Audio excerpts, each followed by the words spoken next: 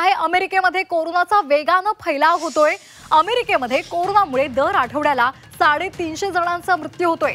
चीनमधून आलेल्या नव्या सब व्हेरिएंट अर्थात उपप्रकारानं धुमाकूळ घातलेला आहे आणि त्यामुळे अमेरिकेची आरोग्य व्यवस्था सध्या सतर्क झालेली आहे। अमेरिकन आरोग्य संस्थेच्या अहवालात ही नोंद करण्यात आली आहे। न्यूयॉर्क, कॅलिफोर्निया, वॉशिंग्टन, वर्जिनिया यांसह अनेक मोठ्या शहरांमध्ये कोरोनाचा वेगानं फैलाव होतोय।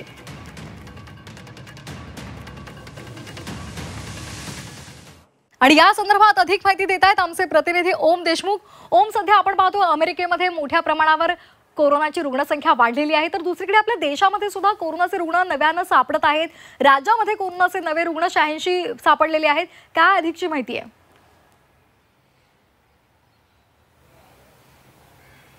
श्वेता, खरं तर जगभरामध्ये कोविडचा जो विळखा होता तो वाढत असताना महाराष्ट्र आणि भारतावर सुद्धा त्याचा परिणाम आपल्याला पाहायला मिळतोय।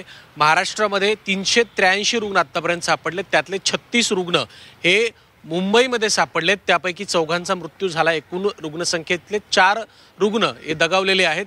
कोविडचा जो आहे विळखा तो आता सातत्यानं वाढताना आपल्याला पाहायला मिळतोय।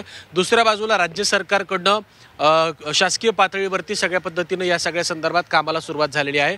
आरोग्य विभागाकडनं विविध प्रकारच्या गोष्टी केल्या जातात। कोविडचा जो काही प्रादुर्भाव आहे तो कशा प्रकारे कमी करता येईल आणि याला आळा बसवता येईल यासाठी प्रयत्न आता राज्य सरकारकडनं केले जातात।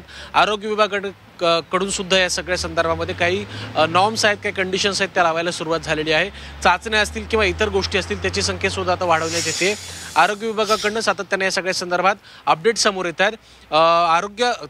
काही आरोग्य तज्ज्ञांनी दिलेल्या माहितीनुसार कोविडचा जो काही व्हॅरियंट आहे त्यामध्ये मृत्यू संख्या जरी कमी असली तरी सुद्धा याबाबत नागरिकांनी आणि एकंदर जनतेने काळजी घेणं खूप आवश्यक आहे। राज्य सरकारकडनं सुद्धा काल कॅबिनेटमध्ये सुद्धा या सगळ्या संदर्भात जी कॅबिनेट पार पडली त्यामध्ये सुद्धा याबाबत चर्चा झाल्याची माहिती समोर आली आहे। त्यामुळे राज्य सरकार आपल्या पद्धतीने अलर्ट मोडवरती आहे आणि याबद्दल शासनाकडनं आता काही उपाययोजना केल्या जातात, त्यातून रुग्णसंख्या रोखण्यासाठी प्रयत्न सुद्धा होताना आपल्याला पाहायला मिळतात। काय प्रशासन आता या संदर्भात पावलं उचलतायत हे पाहणं महत्त्वाचं ठरणार आहे।